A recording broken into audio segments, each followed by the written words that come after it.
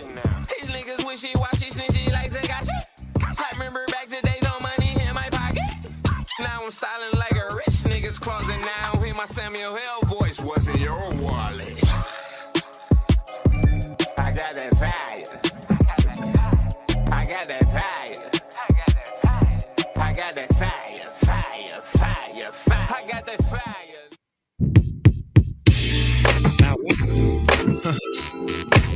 What's up, cat? Damn. Yeah.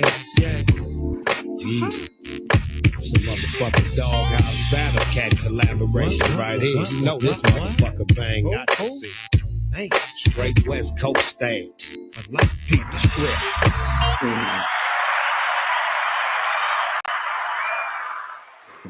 What it do? Welcome to another episode of the Big Black Sports Show. The People's Network presents the Big Black Sports Show. I am your host, Kevin Barnes, the Negro Whisperer is in the building, the hip-hop snob, the militant with a microphone, man, the sensible savage. I'm happy to be here, man. What's going on with y'all? 414, stand up.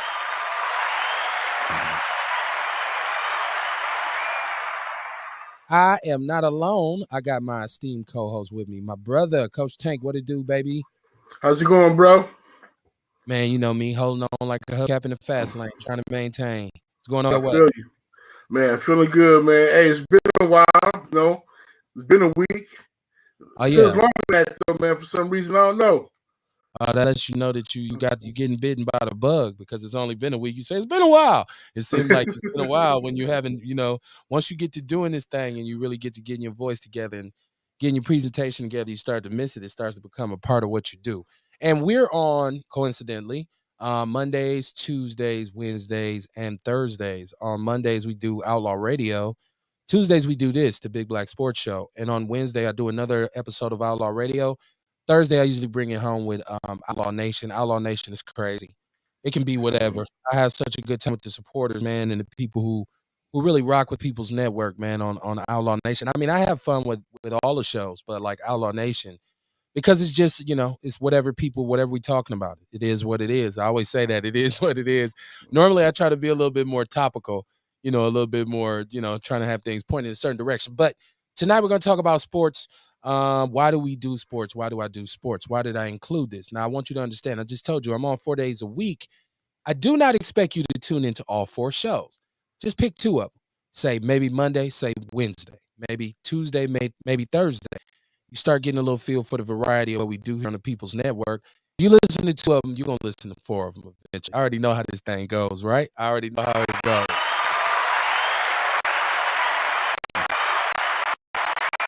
So, because, if it's one thing that black folks love to do is we love to talk shit, right? Like, so you can get off here on the People's Network with Outlaw Radio and the Big Black Sports Show. So, like, why did I choose sports? Well, I think, like I said, sports is very important to a lot of us. And I know people out there, I don't fuck with sports. Okay, that's fine. Not everything's for everybody. But I know a lot of brothers love to talk about sports. We like to talk about who the greatest is, who the worst was, who's trash, who gonna win, who gonna lose. You ain't on the team, but you still got a jersey, right? So it matters. Right. It's $1 billion business, and it's something that can be pivotal in our community in terms of helping young men get from point A to point B. So sports is very important. It's not a mystery. So welcome to the Big Black Sports Show. We're going to talk about sports from a black perspective. How do we talk about sports? Well, we're going to do it like we do it. We're going to say what we want to say, and we're going to leave some sports out that black people don't really give a shit about, right? Hallelujah. Right. Oh, man. So what's going on, man?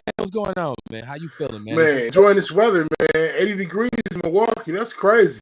Okay. About time. Right. Man. May 10th, 6-hour timetable there to go by. But yeah, other than that, man, I just relaxed, man, caught up on some reading, did some things. Other than that, man, just chill, man. I'm enjoying this. I mean, it's like God cracked open the top of the sky over Milwaukee because, man, I was starting to get depressed, man. It was just too cold for too long. Man, come on, man. I'm born and bred in the Midwest. This don't bother me. Man, this is getting ridiculous, though. I mean, right. We didn't even have a spring. Okay. Like where was April? Was snow covered. Okay. Wow. Snow covered and cold. Yeah, man, it looks like I'm having a problem with the feed on Facebook. I don't know what's going on there. Maybe it will load up. Shout out to Kamar Carter. I see in the chat room. The show is on YouTube as well, and it's also on Twitter. So I'll be able to kind of share what we're doing here, just in case if I know people who trying to watch on Facebook are like, "What the hell is going on? What's wrong with the show?" So we'll get back. We'll see if that feed comes back. If not, I will just share it. Like I said, I'll share the YouTube feed, which is going right now, man.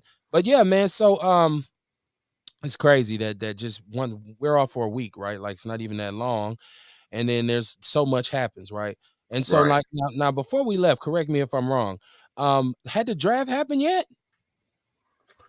Yes, Okay. it had. Okay, cool. I can't. They say people say, "Damn, it's ain't been that long, Kev." Well, it actually have.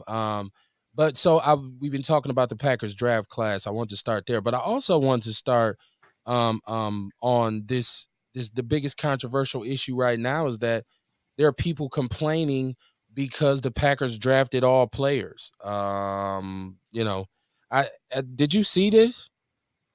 No, Yeah. I didn't So see that. so there's a older white lady, I guess, who's a what they call a shareholder or whatever. And she wrote on the Packers social media account that she wanted to know why out of all the players they drafted all black guys. And I just thought it was crazy, man. I, only because we talk about white, older white, or I can't even say older, white racist sports fans and the effects that they have on sports in our country, and like most of the bitterness that you see, most of the times when you see somebody complaining about the behavior of athletes, it's white fans, right? Like, and they're the ones who kick up the dust. They are the ones who don't want Colin Kaepernick playing. They have to try to act as if there's this moral compass that they have that nobody else can kind of live by. So this question, and she justified this, and she kind of fortified her opinion by referring to the NFL's attention to social justice causes, and what's going on. Now they allow the players to wear the slogans on their cleats sometimes, which to me is short-sighted at best. But so she was upset about that, and she said, well, if they got the right to call out racial injustices and they complaining about it not being enough coaches and this and that, well, then we should be able to complain about the fact that they didn't draft any white players. And I just looked at this shit and just had the side eye. Once again, remember I told you we do a sports show because we understand how closely sports is connected to what's going on in American society. So what do you think about this? She said all the players they drafted was black guys. What you think about this? Well, obviously, race doesn't matter to the Packers. They drafted, according to them, the best player that was available. Okay. So that's the way I look at it. And secondly, the Packers signed a lot of undrafted free agents. Okay. And I do believe that a few of those guys are white. So, she probably needs to do her research a little more and realize how a football team, especially a pro football team, operates. They can get up to 100 to 100, I think up to 100 players they can have coming into camp. But then they have to start whittling their roster down. Right. So, you're going to have a lot of players. And there's already a lot of white players on the team. So, she's kind of, grasping at straws, as they say. Well, first of all, it's kind of stupid because we still talk about the ownership of the NFL. We still talk about who actually runs the league, right? And so that's still a majority white people. So like, it's like, what the hell are you complaining about, right? I mean, I get that some white people feel, and I hope black people understand this. There's a lot of white people who feel some kind of way about the topic of social justice when we talk about racism in our country and what's going on in our country. There's a lot of white people who feel a certain kind of way about it. And I do understand that. I know what we're up against, right? So Right. so what I would say to them is pucker up. Like, I mean, I don't think, I think at this point white people don't really have the right to come out. Like, you really gonna come out and complain that they didn't draft no white players? That came out your mouth when you're speaking from a supposed shareholder, which basically just means we know, we know what it means. You one of the season ticket holders from Green Bay, who who's fortunate enough and privileged enough to have these tickets. So, but yeah, man, it's just it's neither here nor there. I don't think it'll change anything in terms of how players are drafted or what the Packers do. Because one thing about it is you ain't gonna be able to take black football fans. I mean, to take black players from the NFL, if unless you want the league to become garbage, right? And I dare venture out to say that. So, duck sick to her, man. Right. Right. These nuts. That's for her, right? Like, come on, you're gonna complain about that, right? And people I was always, gonna have somebody that's gonna try it. yeah, and people always talk about how racist the Packers organization is. Anyways, we understand we live in Wisconsin, which is 86% white. We don't have the greatest track record for race relations in our country because we know once you head up north, to see people of color it becomes kind of like a strange thing, right? And but don't Right. get me wrong, it's a lot of brothers and sisters right now who make their home in Green Bay, right? I mean, I think white people have to adjust to the fact that this shit just not gonna be the way it used to for you ever again. Like, okay, you do have a systematic grip on things. I understand that. We can't dismiss that, but I'm saying these things will slowly but surely change. So, to Right. come out now and say, well, they didn't draft any white players. Like, come on, they just gave a white player what, a $200 million contract. I mean, this dude's making $30-40 million a year to play football in a state where most of the people of color live below the poverty line. Talking statewide, you know what I mean? So come on, man, get out of here with that bullshit. Weak. So, speaking of the Packers in the draft, now how do you think they did in the draft? How would you rate? Because now they've had rookie camp and they've gotten a chance to see what they bought, the toys they bought, the Negroes they bought.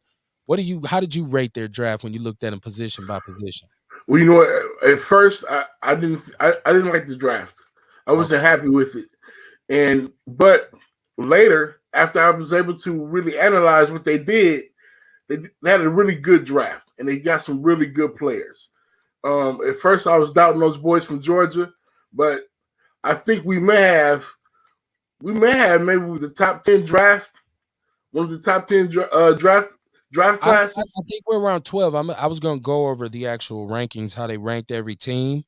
Okay. And so that's why I kind of opened up with that, like how you think they did in terms of getting what they need, in terms of going after the positions and the players that they needed, filling their holes. Well, I think they went after talent before they actually filled some holes. But adding that extra talent is always good. It's always good to strengthen your team in spots, in positions that you're already strong. But I do think that some of those lower draft picks, the programs that they came from, I think they're going to contribute. Because like I said, we're already a contending team. We're already a championship contending team. We don't need much. You know what I'm saying? The receivers, maybe. Yeah. It would be nice if we added Sammy Watkins. It would be nice to probably get another star to really solidify that position. But as far as the draft goes, I think those guys did a good job as far as supplementing the team for what we already have. See, I disagree. I don't think they did a really good job. I don't think you need two. Okay, so let's look at this from a football perspective. To take two defensive players first that you probably could have gotten later on, when the first method should have been to get more speed and get faster at the receiver position. I'm not against their third round pick. I think the fact that the brother was there is good, and they made a trade with the Vikings to get him.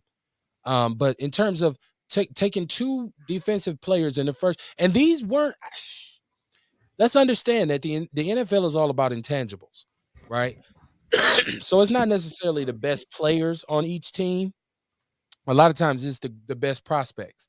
Which one had which ones had the greater upside that could possibly be like Hall of Fame NFL players. So the middle linebacker that they got, big, strong, fast, athletic dude, not necessarily the best linebacker on their defense. As a matter of fact, I thought the other linebacker was better. Then that's from watching the national championship game. Now, don't get me wrong. Georgia's team was so stacked and so stocked that and his name is Quay Walker. Quay Walker. I think he's about 6'4", about 245 pounds. Sideline to sideline dude. And I do understand the pick because in today's NFL, everybody's spreading you out. So you got to cover and you got to be able to have athletes who can get backside of the backfield because, I know, you don't like it because they don't run behind fullbacks no more. But now you flank them out. Now they're running routes. They become part of the tree. So, you got to have linebackers who can get flat and get cover. So I get the pick, but I felt like that should have been maybe the Olave kid from Ohio State.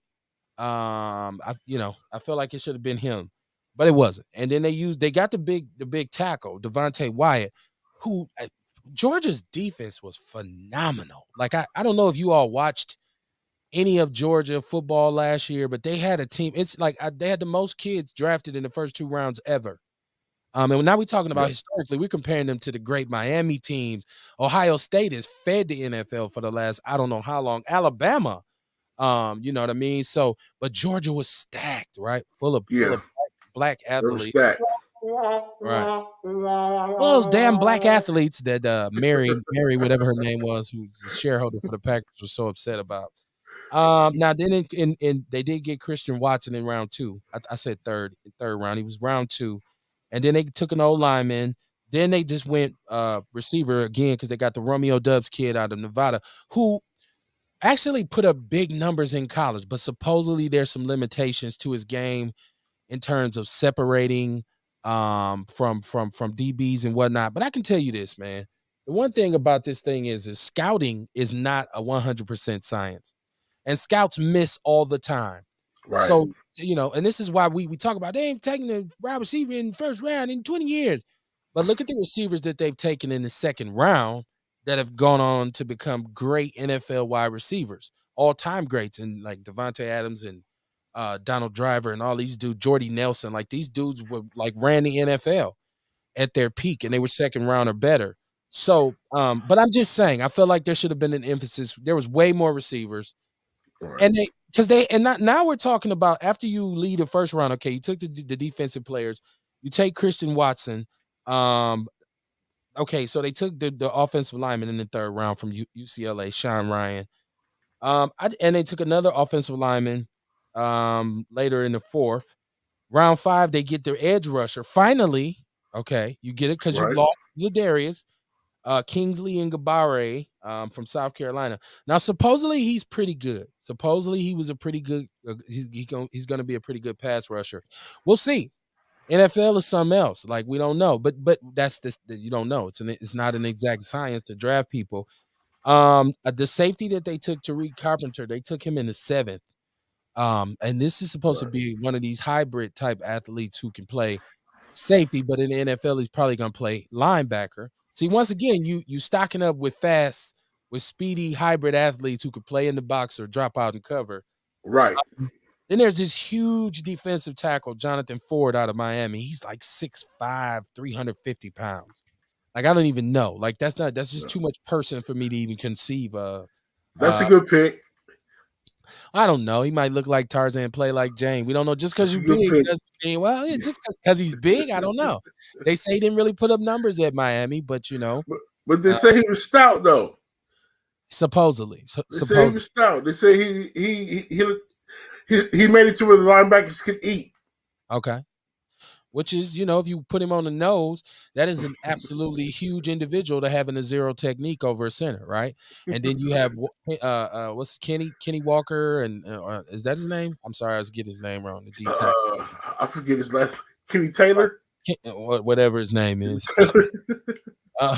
You have him, and then so you can have a pretty good defensive line, and we still got the young boy that came over from Michigan has been coming on for the past few years. Rashawn Gary. Yeah, Rashawn Gary. So you still got one of the Smith brothers. I don't know. We'll see how, because the Packers have been pretty good just thin. They didn't have a lot of depth. They've been pretty good up front. They just didn't have a whole lot of depth. Well, see, I think that's the reason why they drafted so many linebackers, because we had a lot of injuries last year in that unit. Yeah, So linebackers are the running backs of the defense. They take a pounding because every play is high speed. It's a high speed collisions going on. So yeah, and we had Devondre Campbell, who we found who was a steal last year, who became all pro. It was his first all pro season, went to the Pro Bowl. But they had Chris Barnes, and you were right. I had argued with you that Chris Barnes had played outside, but he plays inside. So now you have Quay Walker, but I think maybe you can put Chris Barnes out. It gives you a little flexibility with the numbers, and you don't know how this big boy, because this boy from Tariq Carpenter from Georgia Tech is a pretty big boy. And the fact that they had him playing strong safety, he was murdering receivers. He's a big boy. How big is he? What is his? Let me pull his stats. Because he's big. They're saying he's probably not going to play safety. Let me see. Yeah, they're saying that. I thought my page had his. He's like 6'2", something like that. 6'2", 240. It's not showing me. Okay, yeah, that's linebacker size. Okay, now here he's 6'3", 230. That's linebacker. Yeah. Yeah. So but he's playing safety, right? Wow. Yeah. That's so. I mean, he got some wheels on him. Well, he's obviously an athlete, but we'll see. We'll see how. And some of these players, their game transfers over to the pros. They said his weaknesses are he is going to require some coaching to play linebacker. He said long legs preclude efficient change of direction. So I guess he's kind of different, stiff in space. He's to learn how to attack blockers near the line. That'll come with playing linebacker. Eyes get caught lingering against play action. Sticky hips make transitioning and coverage a chore. Slashing runners leave him lunging as an open field tackler. So it sounds like he's a big body. That's what I'm saying. It doesn't matter that you're big, but once again, we don't know what scheme he was playing in. We don't know, you don't know where's his motivation at. The rush for that check, the rush for that paper sometimes bring out the dog in some of these cats, man. When they I do this shit for real, right? So yeah, and then they had. Let me go back to the Packers draft. And I'm gonna give you their overall ranking, because you said, now you asked me what did they have a top 10 draft class, and I'm going off of ESPN.com. They had the 13th ranked draft class. Okay. They did take Samori Toure from Nebraska, who's a bigger receiver. Now this the other receiver that they got is supposed to be pretty good too. And I what was his name? Jonathan? No. Hold on. Romeo Doubs from Nevada. He's supposed to be pretty good too. Romeo Doubs. So I don't know, man. I think they did okay. I wouldn't say I didn't think it was a top 10 class. I thought they should have had edge rushers. But now they added speed. Is what they did. They went after speed picks. Everybody was, except for the big boys, but the old linemen are really nimble athletes. So I give them a B minus. Probably about 12. About 12, 13. I would agree with maybe the 13th ranked draft class out of the draft. So we'll see. Yeah. But I think they did well. The O linemen. Yeah, because they needed O linemen, right? You always have to have. You can never have enough O linemen or D linemen, right? Because you got the game of football is really still, even with everything being spread out, it's about controlling the line of scrimmage, right? Like, can you stop the run and can you run the ball? Those are the teams that usually win the game, right? Like, so it's still about that. You just got to figure out clever ways to do it now. And you got to be a little bit more clever in how you stop it because of the schemes. But, now did you see this? I got to call him a bum. And I've been trying to low key support this dude, man. Antonio Brown. I mean, why do we always get engaged in hating? Like hateful behavior, man. And I know Antonio Brown is, he's a great receiver or whatever, but let's be honest, he sank his career, right? It'd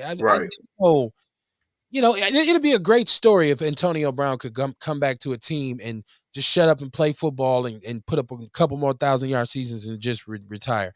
But at this point, I don't think it's within his wheelhouse mentally, right? Like, I think he already was one of those players who had a really paper thin kind of mental state. And fuck it, I'm gonna say it. It is what it is. I don't care how people feel about it. I mean, this obviously I thought he had a fucking problem anyways with the way he walked off the field, and I don't know if that was done with him thinking like, oh, I looked like I'm a smart stand up black man. No, you look like like a fucking idiot the way you walked Right. off the field, right? That Like was abnormal.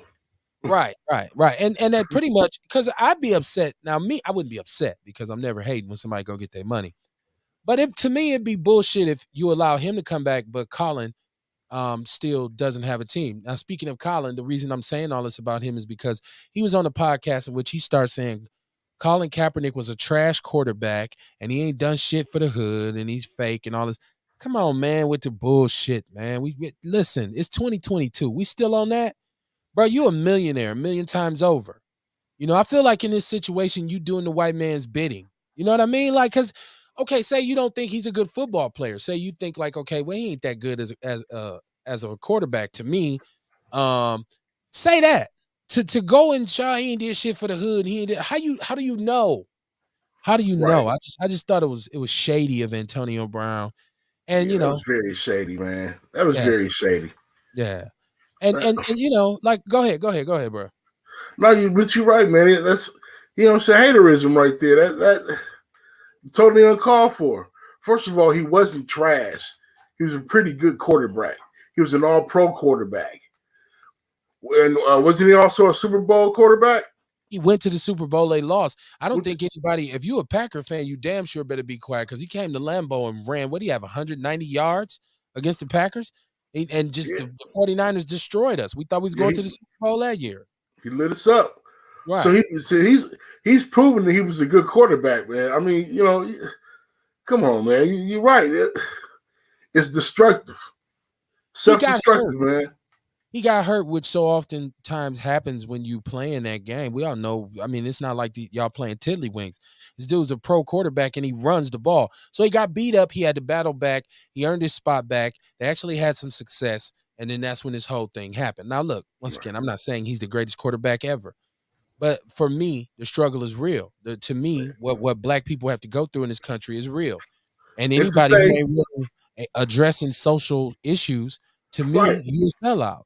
Right? Just to say that he didn't do anything for the hood, he took a knee for the hood, man. He lost his livelihood for initially for the hood. Right. He lost a lot. He lost a lot that he's trying to gain back now.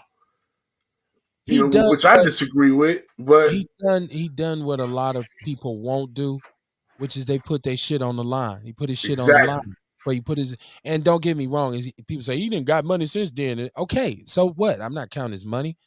I'm saying if he had to play football and continued down his path, he probably made more money than he has. But that's debatable. Anyways, it's it is what it is. But I'm saying his gesture, Colin's gesture was for the people. AB's gesture was for himself. Okay, he took the knee. Colin took the knee. That public gesture was for the people. AB, upset over being snatched out the damn game, did a selfish move, shitted on his coach, shitted on his team, and took his shirt off and made an ass of himself.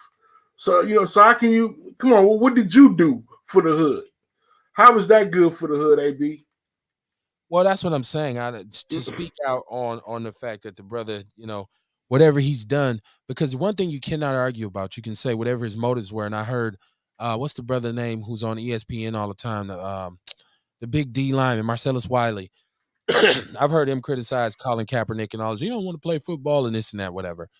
But the fact of the matter is, it shined a light on some shit that was going on that people were trying to sneak under the rug, which when we're talking about police murdering victims, innocent people who shouldn't be dead, being dead at the hands of the cops.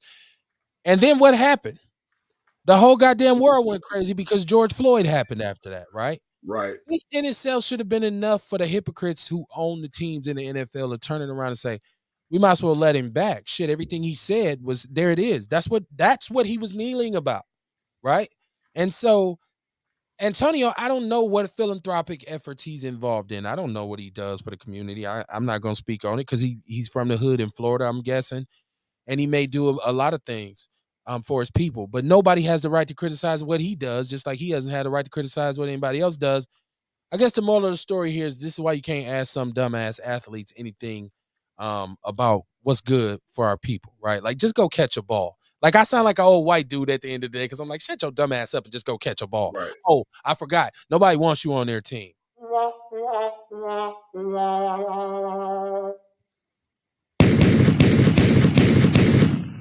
So yeah, man, shut Antonio. Come on, man, stop it. Go somewhere, bro. Get some help. And he making rap records. He riding around with Kanye West. See, if I see you riding around with Kanye West, it don't make me think you like that dude. It don't make me think like, oh, he getting it in. It make me think he probably a weirdo too. Because to me, Kanye West is a weirdo. Right. Not talking about his music. Talking about him being a weirdo, right? Like, so they're both talking about trying to buy the Broncos. uh-huh. Yeah, there's a rumor that they're trying to get together to buy the Broncos, get a group together. But Right. Magic Johnson is also a part of a group trying to buy him. Right. Yeah, Magic and big money. Magic is big money. Magic is with the motherfuckers who with the motherfuckers, right? Like, right.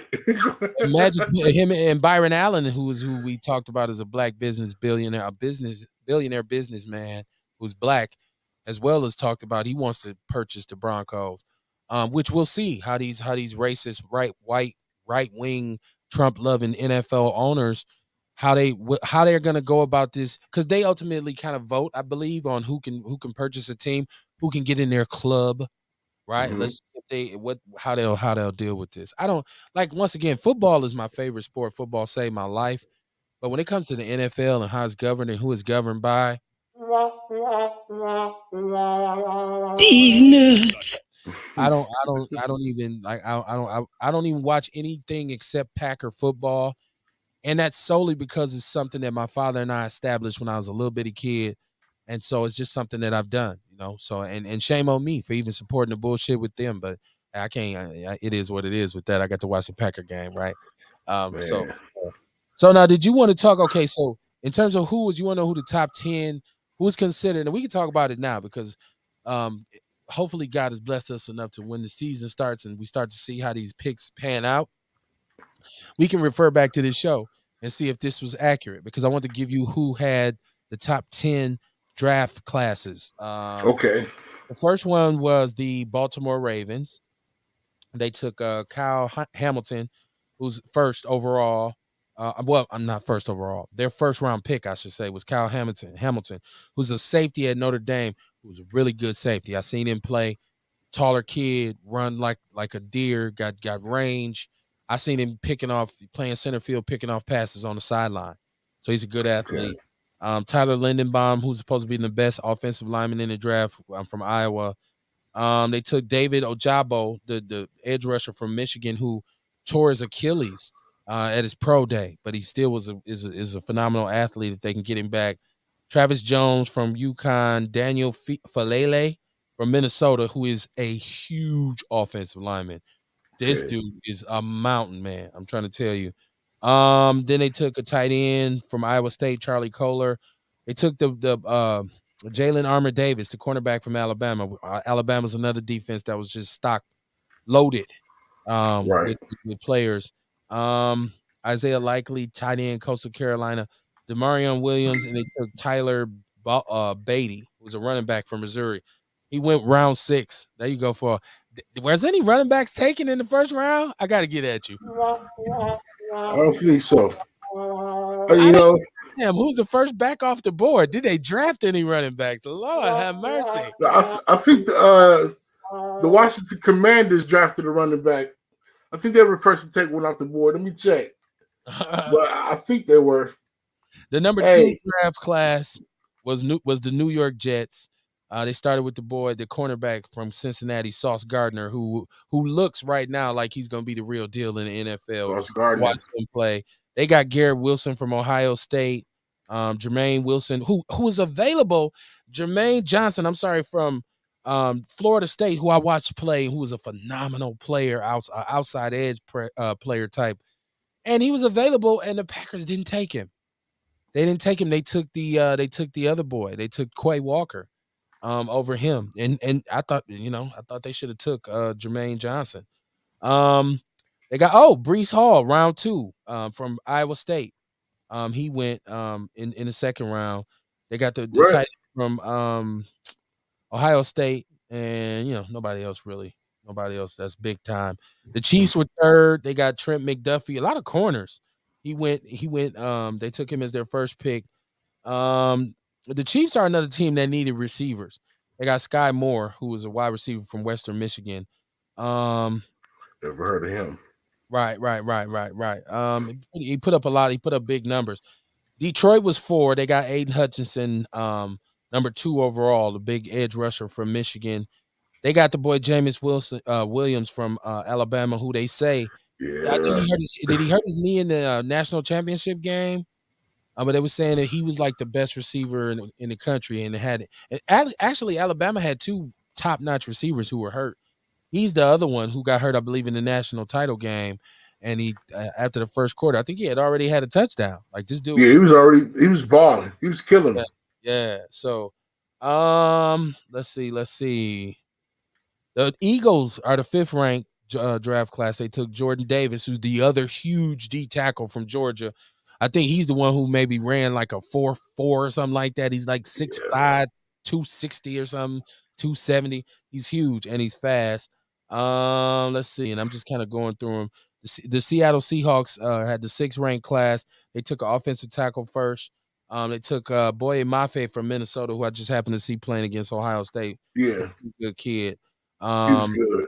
I remember watching him. The third, who I seen play for Michigan State, who was a running back, who was phenomenal. He was a good back for Michigan State. So if he fucks around, and get behind some, and Seattle has not, they've had problems in their running game over. That's why Russell wants to hit it. So, but he was a good running back. I saw him go for about 250 one time. The Falcons they had the 7th ranked class. They got Drake London, the big wide receiver out of USC. The Ebikete from Penn State, who was the rusher we talked about. We thought the Packers might take him. I'm looking through there. I don't see anybody else. I mean, I'm not saying nobody else worth mentioning, but nobody jumps off the page. The Texans were 8th. They took Derek Stingley Jr. from LSU, who's a cornerback. Good pick. Yeah. So we getting now. Okay, what is this? Number 9, the Carolina Panthers. They took the tackle, the big Ike Ekwonu from NC State, who was a big mauler. They took the quarterback. Matt Corral out of Mississippi. Okay. We watched Malik Willis slip. I'm gonna talk about Malik Willis right after we get done with this. Denver was ranked 10th, okay, and they took Nick Benito, who's an edge rusher from Oklahoma. They took Damari Mathis, cornerback from Pittsburgh. Nobody else who really jumps off the page, but so that's the top 10 in terms of draft classes. How you doing, Tiarsha Arthur? She's in the chat room. She said, "Good evening. How you doing, my sister? Welcome to the show." Shout out to her. She supports the People's Network, Tiarsha Arthur. And will get on my ass when I fuck up on here. So let me zig when I should zag. Tiarsha Arthur is gonna be on my back. But yeah, so those are the top. Once again, did I name 2 running? You was looking for something. Did you find it? Did you find the running back you was looking for? No, but you did mention Breece Hall, didn't you? He was second rounder. Yeah, I did. I did. I don't think any running backs were drafted in the first round. Now, yeah, the popularity of the running back is waning a little bit. Right. I understand that. They say it's a dime a dozen now, but when it comes to the good ones, the great ones, it's a little more complicated than that. And that's what I'm trying. Being a running backs coach, I understand that. It's more than just having speed and power. You got to have skills too. But for some reason, they think these skills are a dime a dozen. But I'm seeing things now. I'm seeing things being created like the run game coordinator, running game specialist, things like that in this era of the spread. Why is that still significant? Because you still need the running game, because the running game sets up the passing game.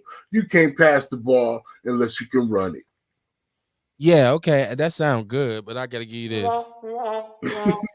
And the reason I'm gonna give you this is because you're right, the running game, not the running back.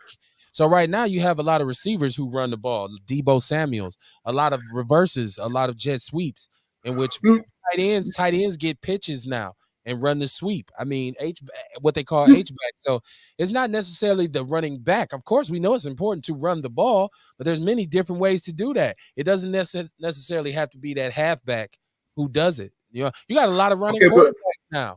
There's a name for that position, though. They call it ATH, athlete.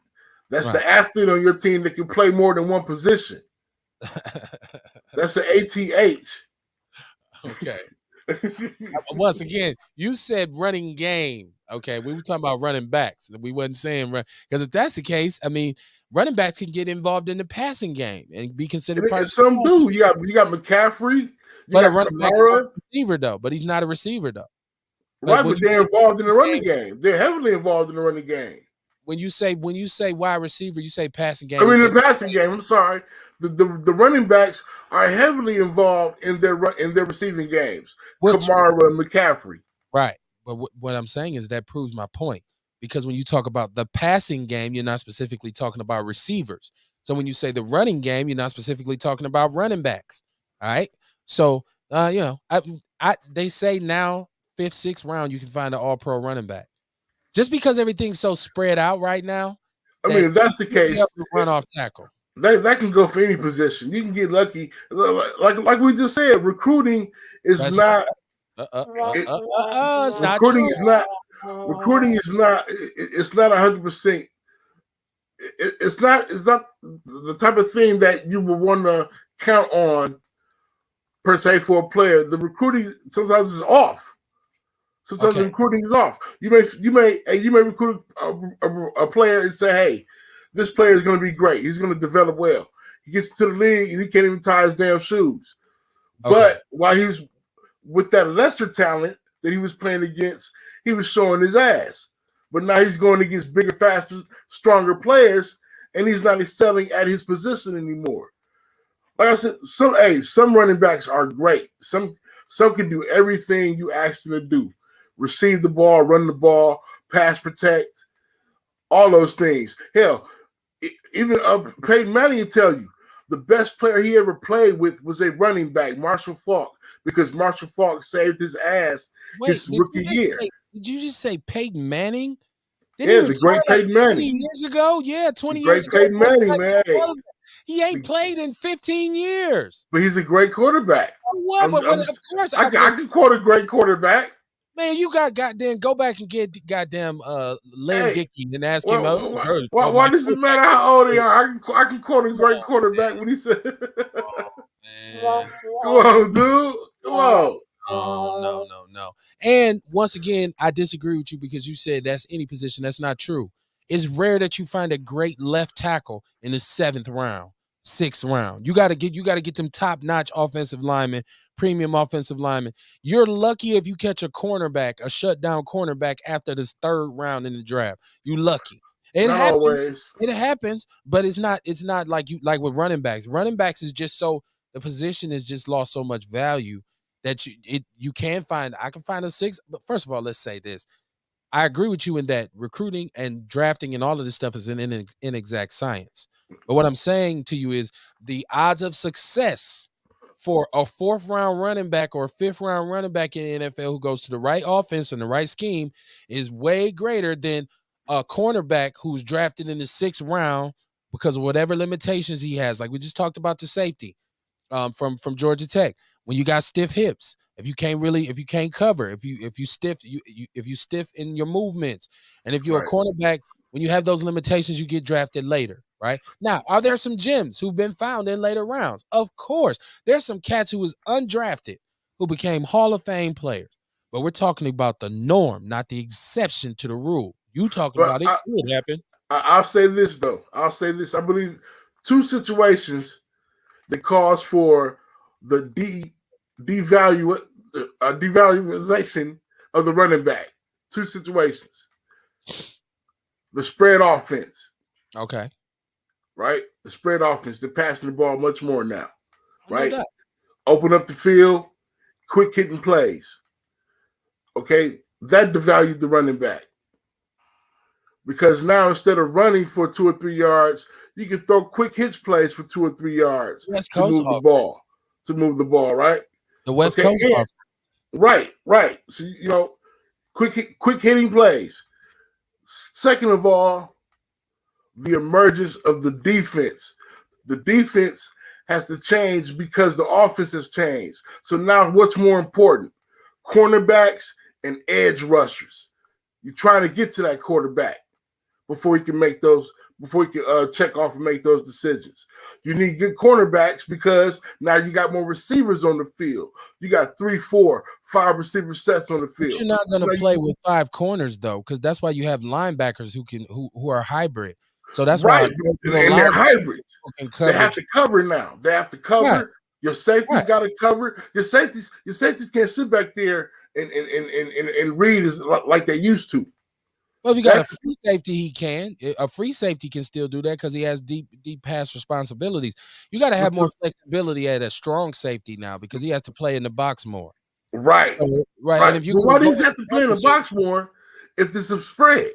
if you're gonna go in the, because you run out of they run out of the spread. What do you mean? So That's gotta right. play- You got to run the ball. have You flexibility. got to run the ball to pass it. That's But the if point he's I'm gonna- trying to make. But if he's gonna play safety, he needs to be able to drop in the quarters and play too high or come up in the box and be an extra linebacker. Because once again, it's not the running back who's always gonna get it out the backfield. It's a jet sweep. It's a motion sweep. It's a quarterback sweep. Right. It's a But that RPO. safety has So to, it ain't the that running safety has back. to offer run support. You don't need the running back. Yeah, it's offense. They go empty backfields, Tank. They go Yeah, empty yeah. backfields. But Come you on, can't man. do that all game. You I can't seen do that teams all game. stay in it. I seen teams who stay in it, and when they bring them back in, they release them to the flat for a pass. So come on, son. Come on now. You know, there are teams that run that air raid, but you got to run out of it at some point. Show At your some book. point. Well, let me prove to the people why he's partial and why he's biased. Show your book. Show your book. Show the name of your book and show your book. All right. Every time I pull this book, Fullback Right. by Larry Tank Purdue. Right. They should call it. Hey, I'm advocating for the dinosaur position in Right. football. Should have named it unemployed back.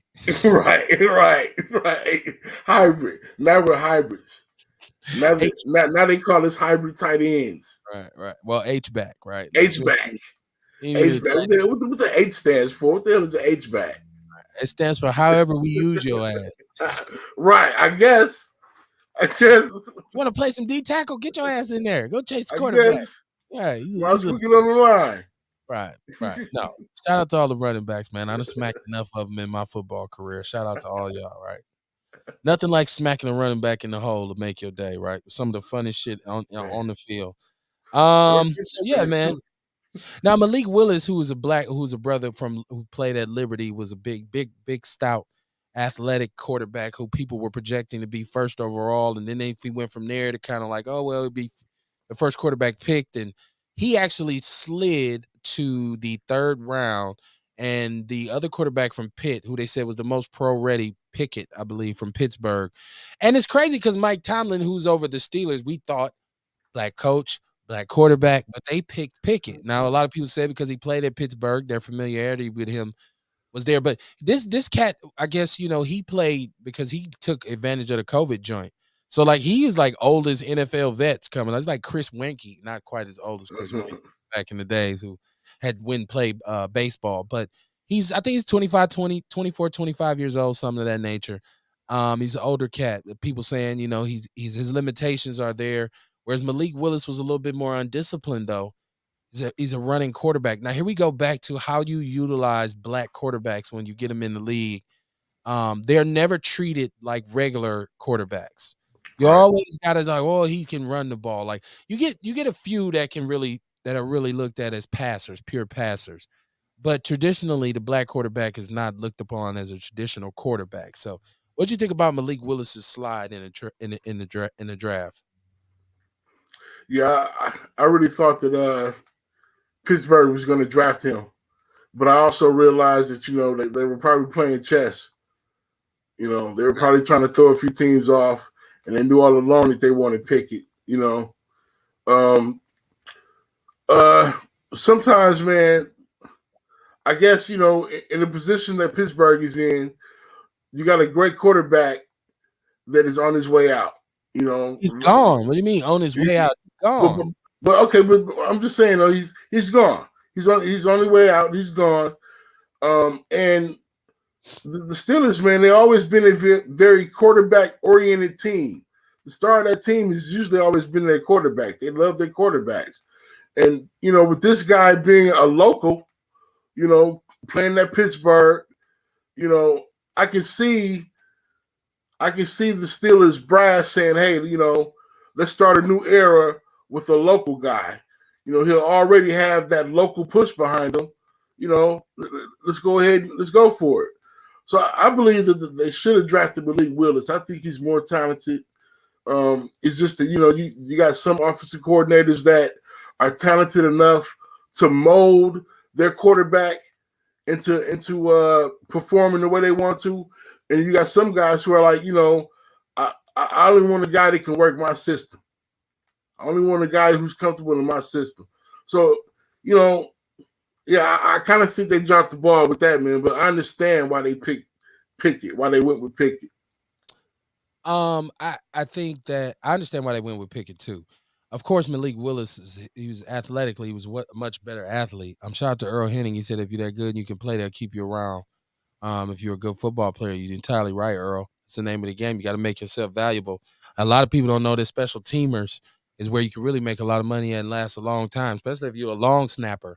But no, with them, I felt like I'm not gonna lie. I think Pickett was more in terms of scheme, and he played at a higher level because Malik Willis played at Liberty, right? Like which is more of FCS type school, subdivision. But you know, once again, this is the league, and so they're gonna ask you to do some different things. I feel like Pickett, in terms of being ready to come in and really make adjustments and make reads and be able to break down coverages, is probably ahead of Malik Willis right now, because I think Malik Willis is dependent on his athleticism a lot, and that's what happens a lot with black quarterbacks. I don't think it was a racist pick, like some people said. People say, "Oh, it's bullshit. That's racism." I don't think it was a racist pick. I think Mike Tomlin, like you said, I think Tomlin was playing chess in that. He's like, "Look, we just lost Roethlisberger. Big Ben is gone.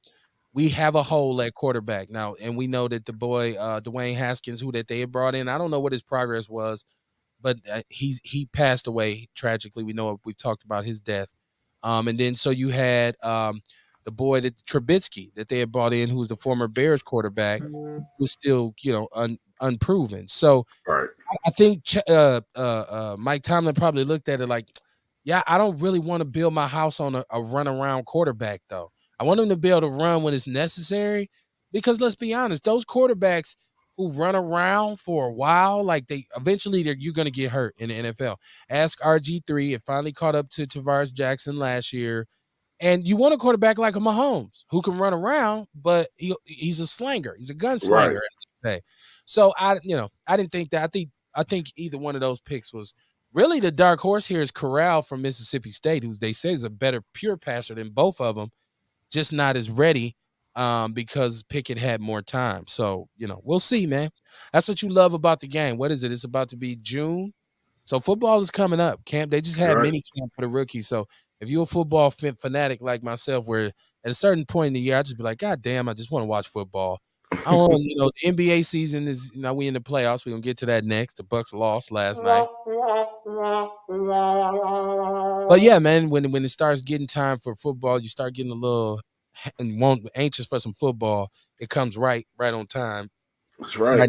Summer. So yeah, we're in the playoffs. The Bucks, we're into the second round of the playoffs, and the Bucks are tied up 2-2 with Boston. I picked Boston to beat the Bucks. I was surprised when the Bucks beat them the first time. I was more surprised when they beat them the second time. I wasn't surprised when they beat them last night. Now it's 2-2. They're going back to Boston. Where you at with this? I'm worried. Okay. I'm worried. I'll admit it. I'm worried, man. They should have won the game last night.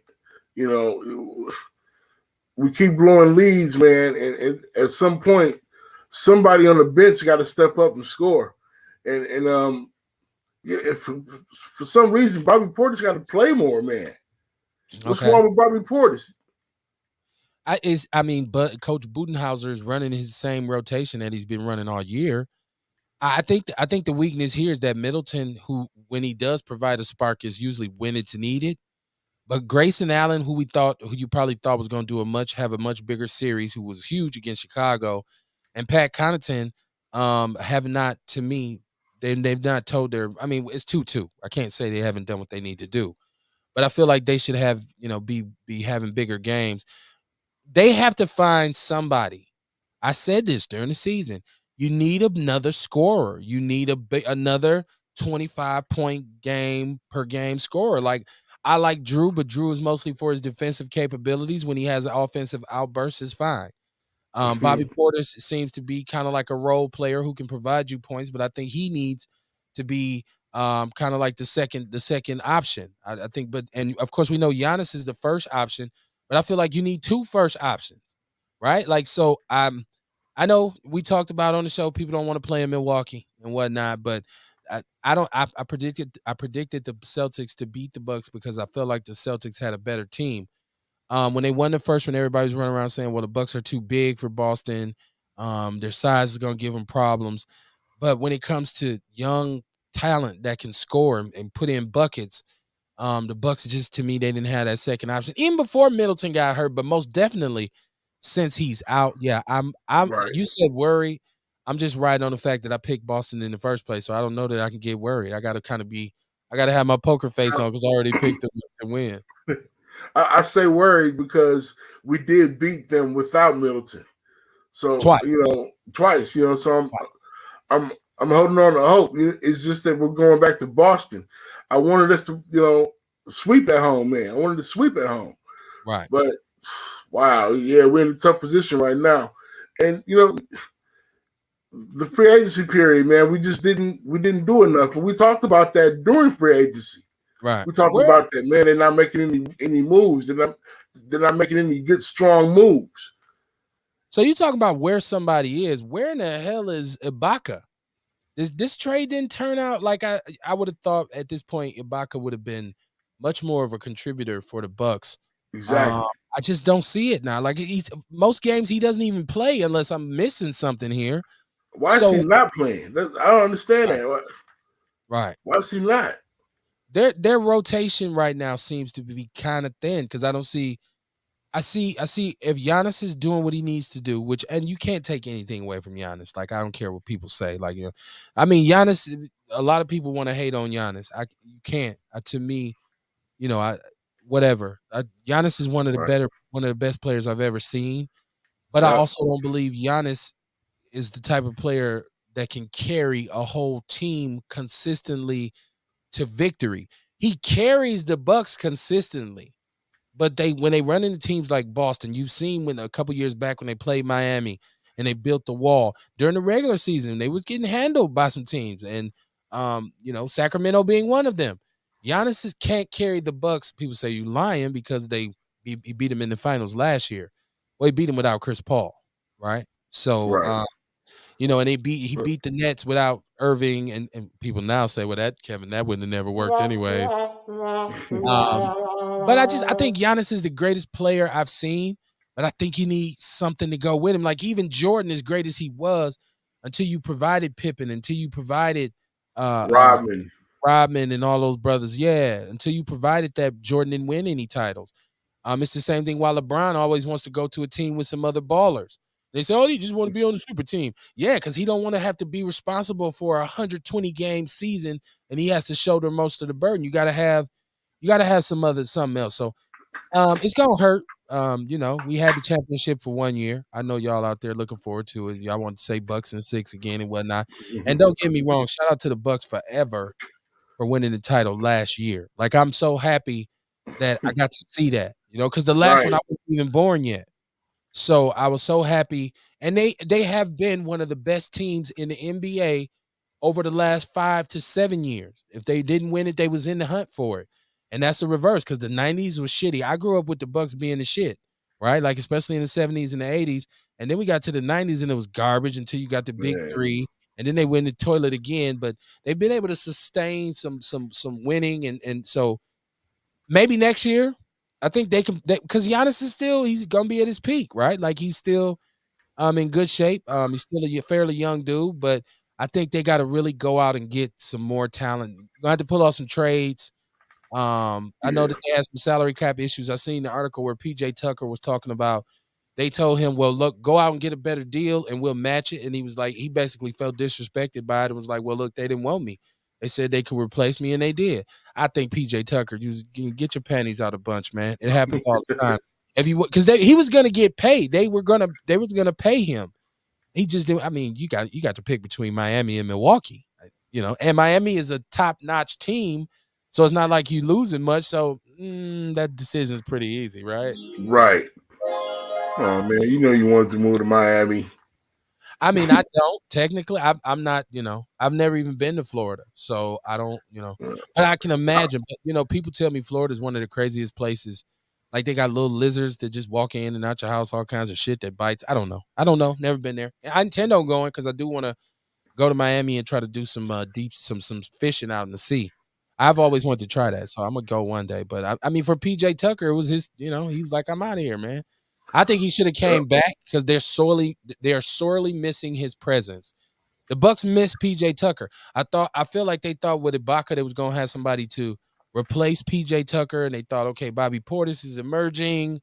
We'll have some youngsters to step in, and it just hasn't happened. The Bucks as a team, except for I guess when you say in the 2 games they won, they've shot well, but they almost blew the last win. They almost blew that one. They were up, 16, and they let them come back. So, yeah, it might be the end of the road for the old Bucky Bucks, man. It might be the old end of the road for your old dear, man. If we can win one, I think it's 2. What 2? 2 in Boston, and if we win one, we come back to Milwaukee. Well, no, it's 1 in Boston and 1 in Milwaukee again. So realistically, they could win. If they can steal, because you got to steal one on the home on the enemy's floor, on your opponent's floor, you got to steal one, right? Okay. Like so, if they can win the next one in Boston and then come back to Milwaukee and close it out, but what are the odds that you're gonna be able to beat them 2 times in a row? Unless one thing about the Milwaukee Bucks is you can't count them out because last year I thought it was over when they was down 3-0 at like twice, weren't they? Because I know they was down to the Nets 3-0. Who else were they? They were down 3-0 too. To the Hawks when Giannis got hurt. Were they down to the Hawks ever? I don't know. I can't remember. I think with the Hawks we lost like 2 in a row, 2 or 3 in a row. Okay, I know they was down to the Nets at one point, 3-1. So we'll see, man. You got to play the games, but I don't want people to be too disappointed. Look, we got a lot of momentum still going with the Bucks. So it's and I think that those white boys who run that team is some rich New York. They are, man. They some rich New Yorkers, and they understand big money, and they are gonna get somebody in here. That's why I know Giannis will get another ring before he leaves Milwaukee. I just don't think it'll be this year. Maybe next year, the year after, because they're gonna get somebody. They're gonna trim down their salary cap or whatever. They're gonna trim all that down, and that was another reason, like, because I felt like they should have kept your man. What's your boy Cousins? I feel like they should have kept him. Right. Yes. That seemed like a bogus move on their part. T.R. Arthur said, "Don't let my son and my cousin hear you talking about Giannis." Look, I love Giannis, but as great as Giannis is, you can take him out of the game because we don't have the weapons around him. Like if you had like somebody, because Middleton, what do you say, 17 a game he averages, right? And he does it pretty quietly when he's healthy. But Middleton is off some nights. He's not like, okay, if y'all putting up the wall on Giannis, boom, boom, boom. You can't always count on Middleton. He's not, because he's a jump shooter. Jump shooters are always streaky, right? Like, so you need somebody with more muscle in that post that can loosen up the heat on cool the heat on Giannis, man. Because right now, teams really just try and pack the paint. So Giannis they keep him out the paint because he's not much of a shooter. He's not KD, but KD's not him either. And I'd rather have Giannis than KD, right? Right. Some people would disagree, but I think Giannis is a better defensive player and he does other things and scores in the paint, whereas KD is pretty much a scorer and he's not really a defensive star. He don't rebound much. He's not much of a passer, right? Ooh. But he will score. KD. I'm talking about. Oh, KD. Okay. You're right, Tiarsha. I'm not forgetting about Lopez, but since Lopez came back, his three ain't what it was. Now he's still Lopez gets it in. Like he's a rim protector. But once again, I don't think he's consistent enough. And I like Lopez. But he's been out. First of all, he's been out, but then his three ain't falling like it has been. But Lopez always plays well. I just think they need another more dynamic scorer, like who can score. Right. Yeah, Lopez is still giving us what we need when we need it. And that's another thing too, man. Well, what happens when he gets hot? So if he gets hot, well, any day now, Toots. I mean, we just when he hot, like this shit about it's coming. I mean, he sound like some old broke down man with his girl. I'm coming, girl. Here it come. Well, when is it coming? Goddamn. Hey, he's playing defense. You know what I'm saying? He's rebounding. Hey, this game is coming along, but you're right. We do need an immediate scorer. We need somebody to come up, but we don't have that. We don't have anybody to come off the bench. Well, I think there were some people that they were counting on for the bench for the Bucks in terms of depth, who just haven't showed up like they thought, right? Like, that's what I'm saying. Ibaka has to be one of them. I expected when they got Ibaka to come on and really be a contributor. I thought he fit right in, but I haven't seen the payoff. If he's not careful, and I don't know if he's injured or whatnot, but if he's not careful, his ass gonna be out of here in the offseason. Like, right? Like, because while you got trade value, you might have to get rid of him, man. You might have to let him go. Yeah, man. Big Black Sports Show, man. Y'all let me know. It's Tuesday night, man. It's about 8:37. We got about 15, 20 minutes left. We still got to run down some other stuff. Some NBA stuff. The number's 262-202-5131. Make sure y'all tune in tomorrow night for Outlaw Radio. Myself and the boy Rail and Kamar and Courtney. We gets it in, man. Word Mob Outlaws, man. Information Gang all day, every day. Yes, tune in tomorrow night, man. And then Thursday, I'm gonna have some fun. One thing, shout out to the sister Chastity Washington. She was on last week. Very funny sister who's a comedian from here. Shout out to Trav Too Funny. My partners from the neighborhood, the Davis family. He's a member of that family, very esteemed family over there. He was on here as a funny brother. I got some more black comedians from Milwaukee coming. I love comedy. I love stand-up comedy. I love black stand-up comedy. So you'll see that. I have a bunch of I've been talking to some people. And I've also started some discussions because I talk about intentional solidarity on the show all the time, and I talk about us being on code. So I'm looking at something centered around a One Nation type podcast. And I don't want to really give away the details of it because I know people out there jotting and shit. I see you out there jotting. Stop jotting my shit down. Right. So just intentional show of solidarity for brothers in the city, man. I'm talking to some brothers where we can start doing some things of that nature to not only have conversations but to have action behind it, like to really create some real networking. Now, see, like, because even you have a business. I mean, I meant to get on your ass about this too earlier. You have a business you don't even promote on here. And so talk about that a little bit while we got a break. You're right. Actually, my wife and I have a business called Pardue Catering.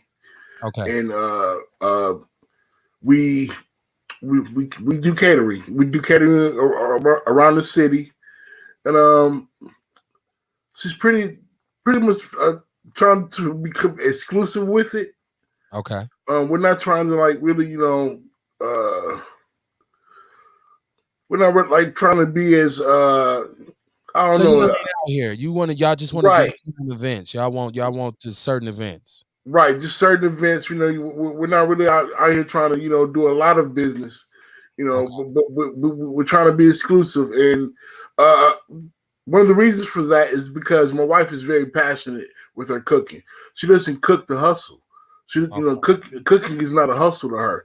Cooking is actually an art to her. She really loves to cook and feed people, and enjoy that sense of pleasure that she sees from them when they eat.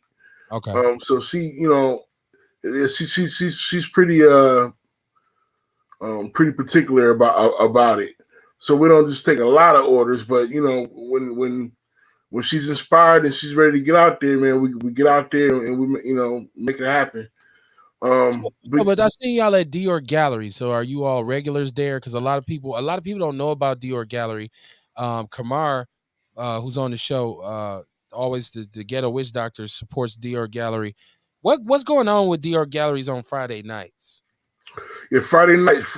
Well, Dior Galleries Fridays and Sunday nights. Friday nights is more of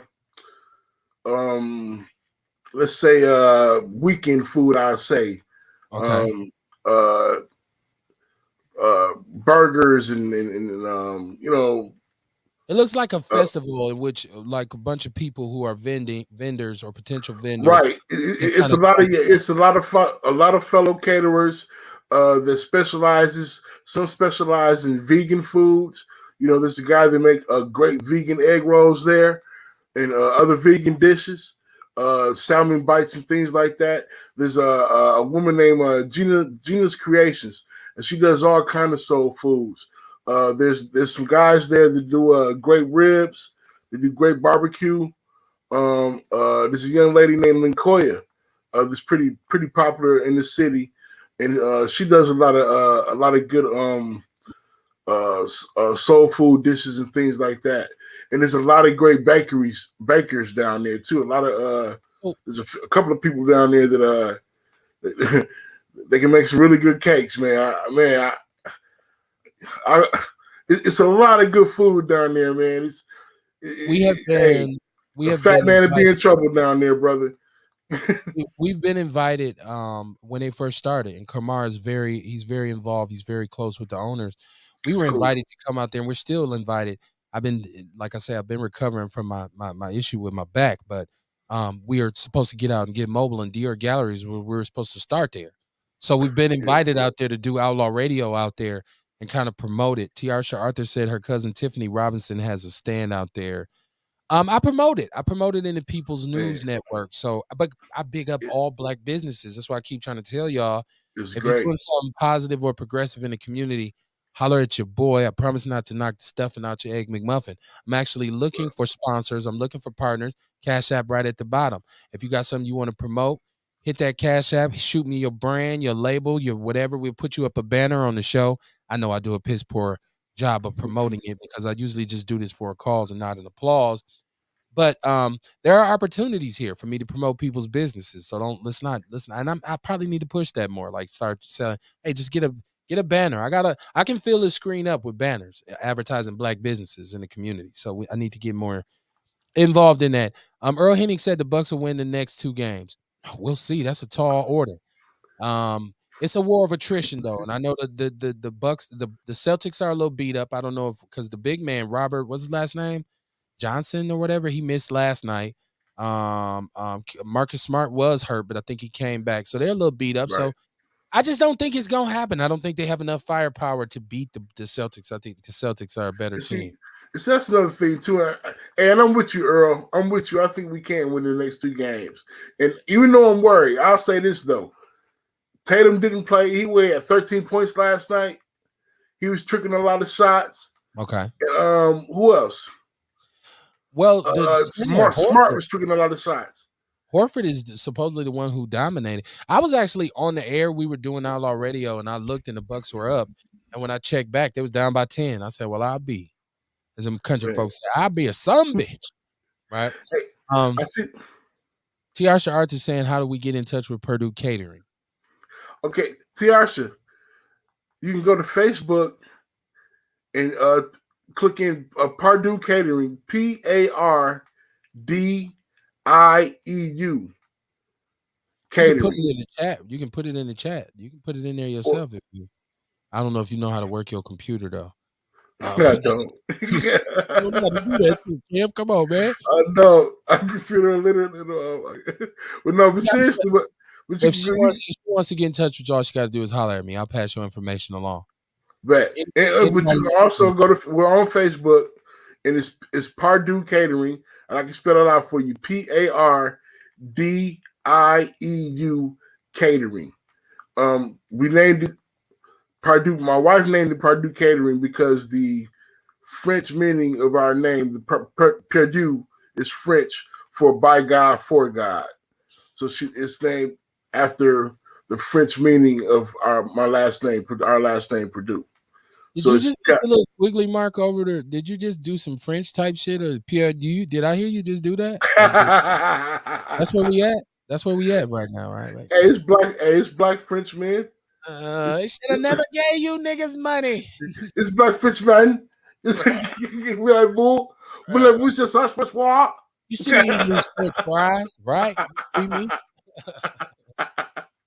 Hey, look, I'm a fan of the sweet science, man. We talk about it all the time.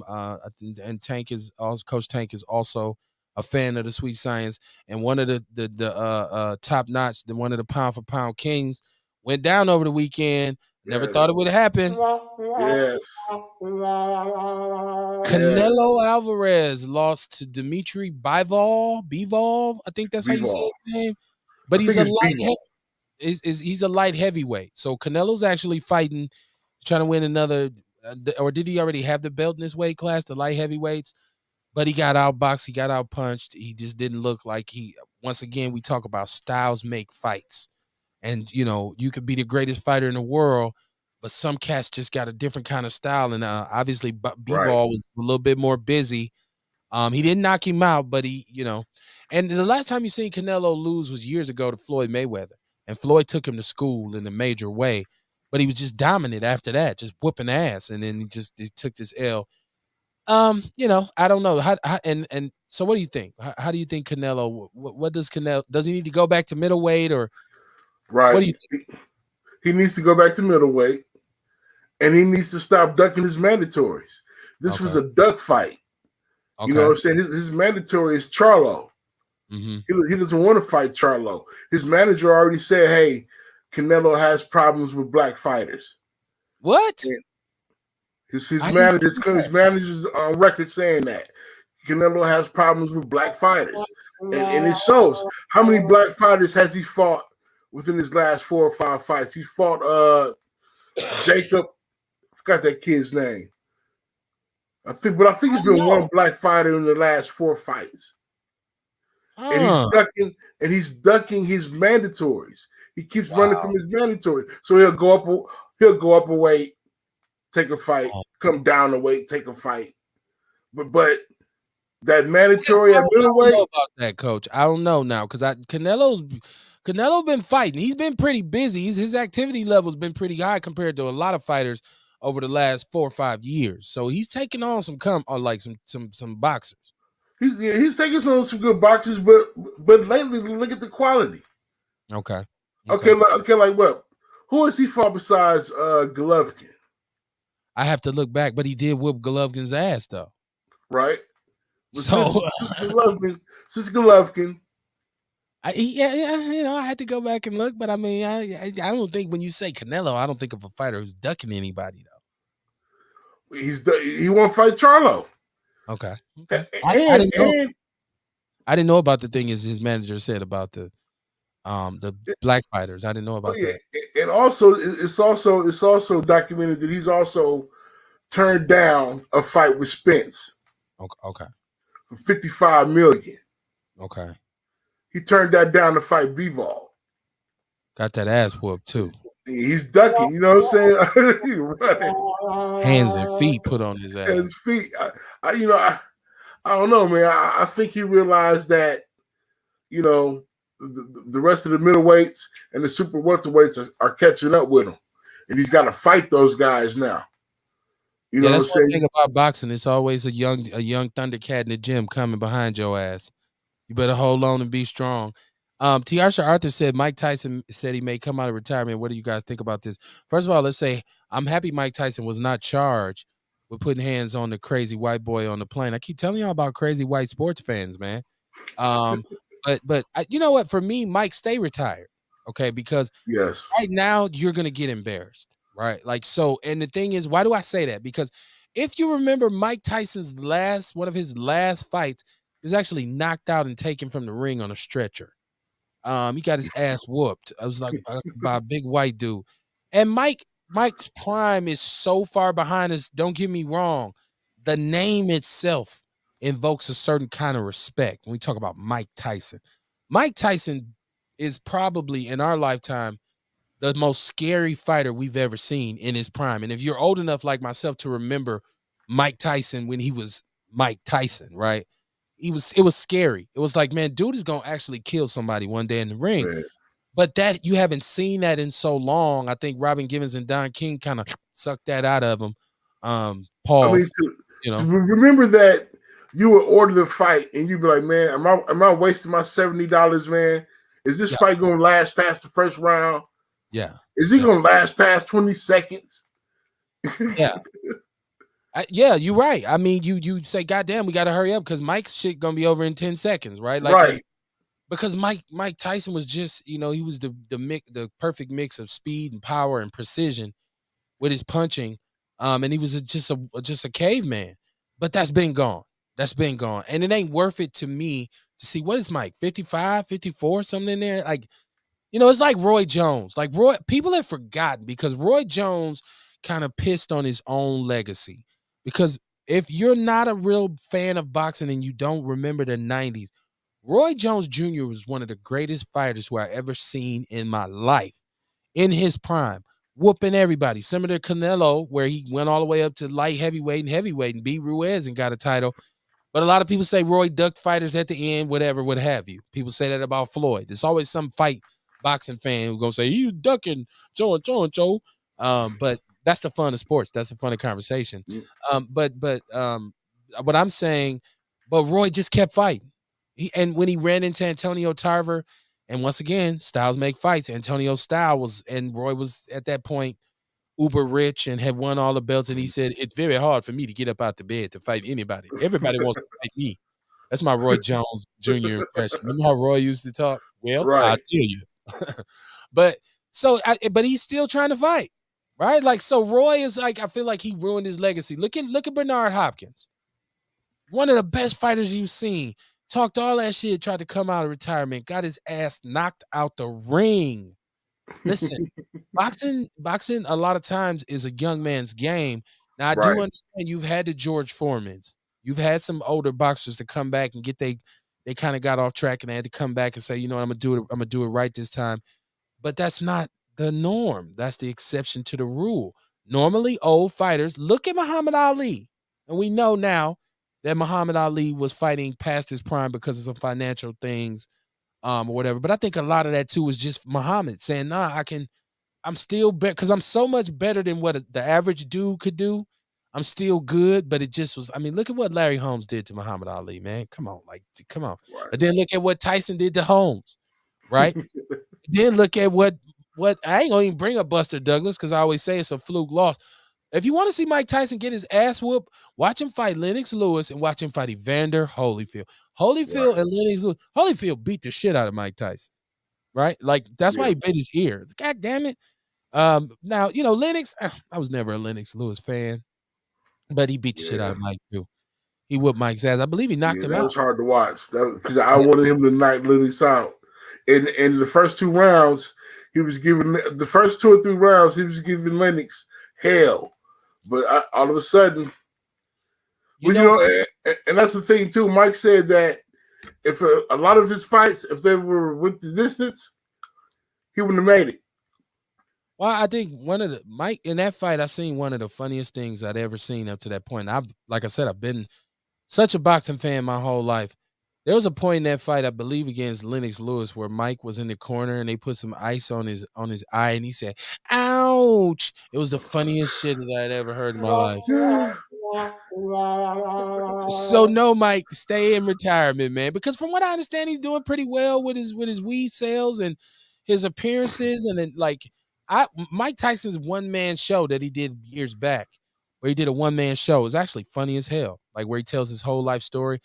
Mike, your earning potential on this side of the ring is better, just because you still have that mystique. You still have your name, even though we did see you take some ass whoopings, but going into penitentiary for rape and all this kind of stuff that kind of, that tends to kind of take some of your momentum away. So but yeah, stay in retirement. That's what I say. What you say, Tank? Right.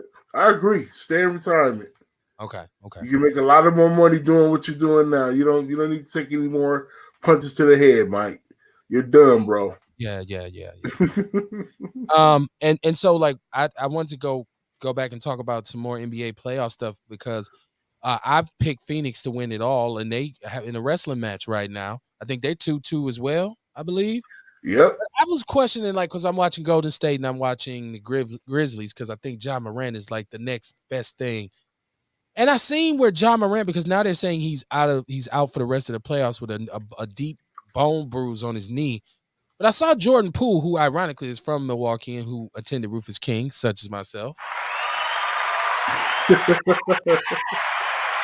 Those damn generals. Right. That's what everybody said, right? Goddamn generals, right.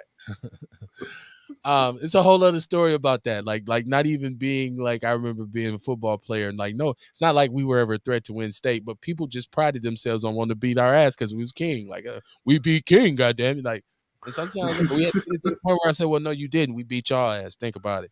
So, yeah, Jordan Poole grabbed his knee.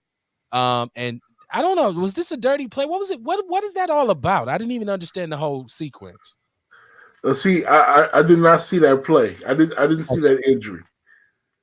Well, I heard about it, but I didn't see it yet. Another player in front of him, Jordan Poole reached and he did grab his knee. And I don't know if he was grabbing at maybe his jersey or whatever, but he did pull his knee. And then Ja went out. Ja Morant went out. And then they said, now they're saying he's out for the rest of the playoffs because he has a bone bruise on his knee.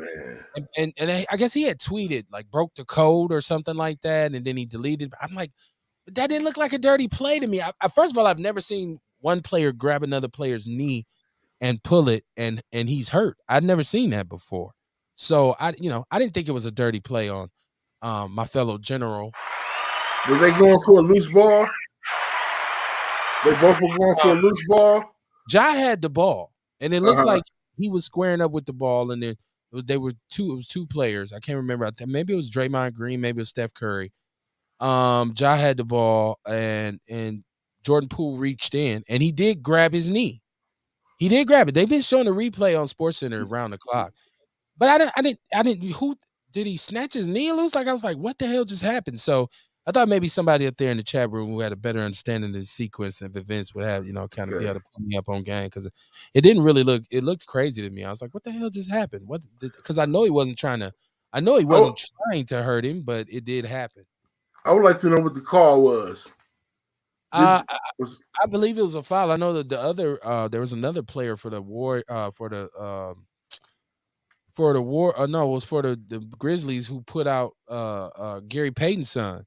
Like, he was going up for a layup. Dude just came straight WWE style, and he fractured his elbow. And he was having the best season of his career, right? Like, because he's been around, but he's been doing pretty good this year. So I don't know. Basketball, man. Yeah, it's a grown man game, man. It's a grown man game. I see your boy Djokovic won the MVP. And they're actually they giving that's who Phoenix is playing, correct? The Mavericks. Yeah, Phoenix is playing the Mavericks. Yeah, they're giving the Mavericks. They giving them some hell. Like, I thought the Mavericks would run through everybody, but they giving them hell, man. Yeah. And that's one thing I wanted to talk about too, man. Was Game 4, the Suns Mavs, the incident with Chris Paul's mother in the stands, the fans, right? Okay, harassing his mother in the stands, dude. At some point, I put the blame on both the NBA and the NBA player. And I say this because my mother, first of all, if I can't put her in the suite, I don't even want her at the game. You know what I'm saying? If I can't put her in the suite somewhere where she's protected, I don't want her at the game. Because the league, since the Malice from the Palace, the league has yet to prove to me that they can offer 100% safety for the fans. There's no way they can do that. Okay. There's no way they can do that. So you're always going to have these fanatics who take shit way too far and cross the line. Right. And the thing is that before you can get to them, the line has been crossed. So yeah, man, I would, for one thing, I would say, hey, if she wants to come to the game and I can't put her in a suite where I can protect her, then like the boys on TNT was saying, have one of your thug cousins or thug buddies, sitting close by to regulate in case somebody get in their face. That's the only way you can protect her. Okay. So okay, I want to go back because I want to. I hear what you say. You said you blame the NBA players and then you blame the NBA, right? Like, right. I do say the NBA should take some steps in order to create a more secure environment at their games. Now, listen, this goes back to the conversation we've been having all year about crazed fans in the NBA who feel like because they purchase a ticket or whatever, they get to come to the game and say or do whatever the hell they want to the players. All right, now that's super asinine. I've always talked about angry white sports fans. They fucking up everything, right? It's another example, right? Like, come on, man. Like, white people, stop with the bullshit. Stop with the bullshit. Like, y'all got to calm the fuck down, really. Like, just, I don't care how much he makes a year. I can't blame an NBA player for having his mom sitting, and these ain't budget seats. These are seats that are within close proximity to the court. Your mom might say, I don't want to sit all the way up there. I want to sit in the crowd. We want to be right on the floor, right behind you where we can reach out and touch you. And I believe that NBA player should be able to do that and not have to employ a goddamn Southside Crips to come and protect his mom. Now, it's a dangerous world we live in, right? It's a dangerous world we live in. And so I do understand that probably should be something you invest in and say, okay, mama, if y'all want to sit out there, then I'm going to have some people, there around y'all to make sure y'all straight. But I can't necessarily blame the player, right? Like, I feel like that's victim shaming. I feel like just saying, like, well, you shouldn't have wore that if you didn't want to get raped. I feel like that's kind of like the same thing. I mean, but I'll say this, at some point, you have to take the safety of your loved ones, especially mom and dad, seriously. I would treat my mom and dad like the king and queen they are. And because of safety issues, but we talking about a black mama though. We talking about a black mama. You know how a lot of our mamas, nah, baby, I'm good. I got this goddamn butcher knife in my purse. We know how parents are, right? And you may be pleading with her like, mama, come on now, I need, but mama, and she might have like her nieces with her. They be like, we wish a motherfucker would. We'd tear that motherfucker up and all that. Bernie Mac said black people. We can't have moms out there like that, though. Man. We can't have moms out there like that. Sometimes you don't get to tell your mama what to do. This your mama. I don't give a damn how rich you is. Yeah, Bernie Mac say black people talk a lot of shit. He say, we ain't gonna do shit. Black people say, I blow this motherfucker up. He said, you ain't never seen a black person with no goddamn bomb. Black people, they black. Black people who done said, y'all straight, and they say, shit, these motherfuckers know. No, they don't. They don't know. They don't know you, bro. Earl Henning said, I had my big cousin with her, and that wouldn't happen. Once again, right. I don't know. I guess I should have, and just for the sake of journalistic integrity, maybe looked into what his mama actually said. I didn't really look into it, right? Because once again, like I said, crazy white sports fans doing some shit they shouldn't be doing. Supposedly it was like they were trying to hug or trying to like initialize some contact with his mom and his members. They said that they had been making rude comments to her and rude comments about Chris in front of her all game. Okay. Said some of the comments were geared towards her. And from what I saw, the very small clip I saw, the guy didn't push her, but he did put his hands on her. He tapped her. Right. Okay. You know what I'm saying? But still, you put your hands on her. And that's that. Of course, that would anger Chris Paul. But man. Even the NBA, man, there should be like a section in the arena for immediate family that has some type of security, right? Around it.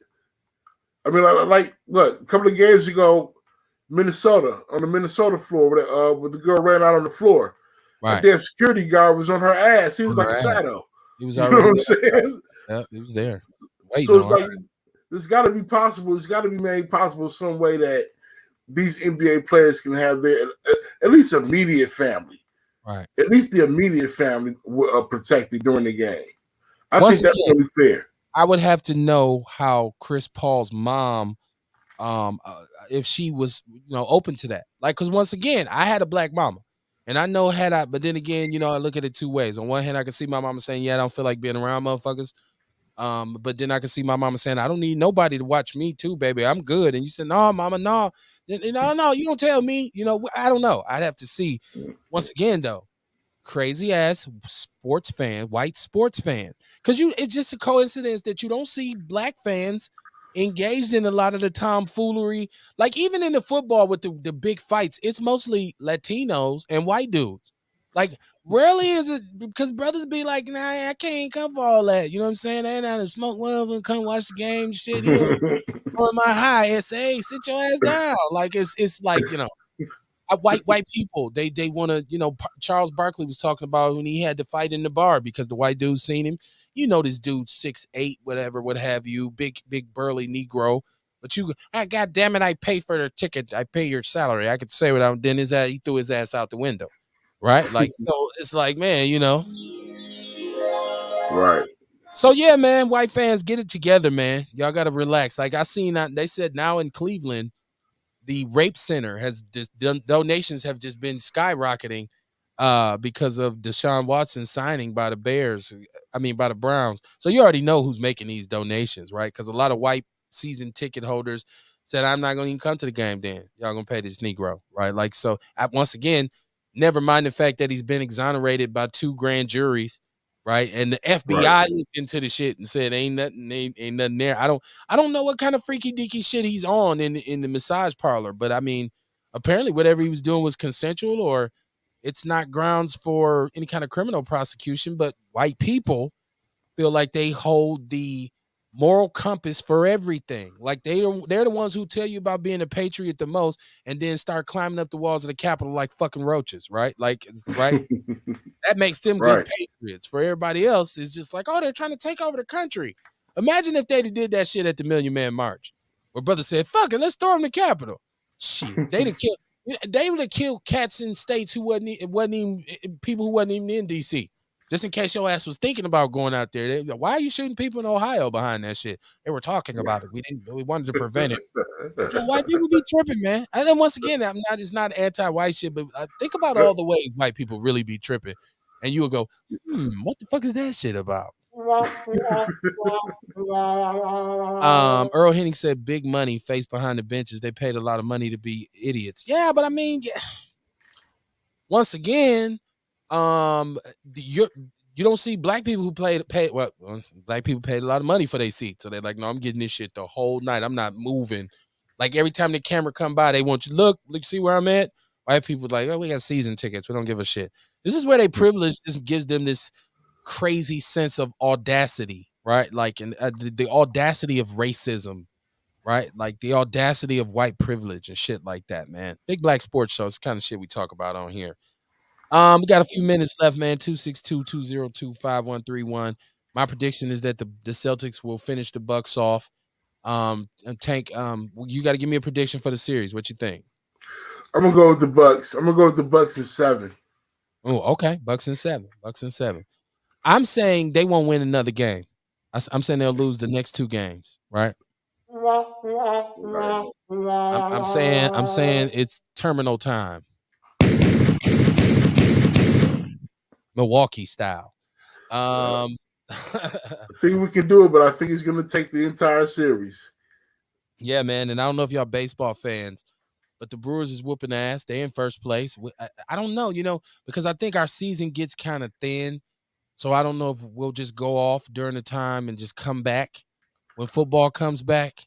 I've been trying to think about how we'll handle, because I don't really do seasons with Outlaw Radio or nothing else, but I'm thinking like the Big Black Sports Show may, because I see people say season 1, season 2.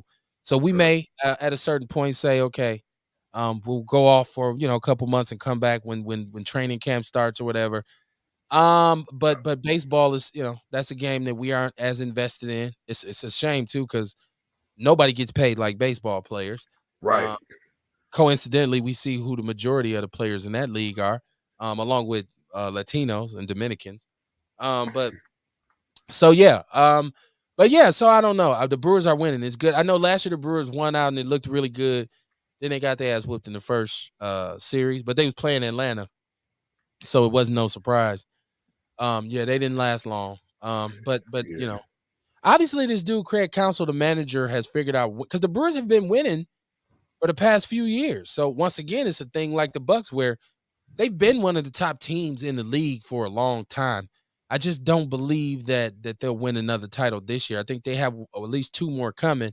I think they got to make some maneuvers with their roster. Y'all let me know. Y'all let me know what y'all think. Let me see. Earl Ingram in the chat room. Shout out to him. He says, so she would have whooped his ass with either been in jail. Would she? I don't know. Would she have been in jail? Mike Tyson ain't getting charged for whooping the white boy ass on the plane. Once again, a crazy ass white sports fan, right? He's not. They said he's not going to face charges. If Chris Paul's mama had came out the bag and what, but this was like from what I seen, this was a youngster, right? Like a teenager. He looked right? like a teenager. And that's why when Chris Paul was like, "I see you later," I'm like, "Boy, you better leave that little ass kid alone," right? And it might be he didn't have cousin Boudreaux there because cousin Boudreaux. See, you can't bring. I hear us, and that's the first thing we say. I'm gonna call the homies.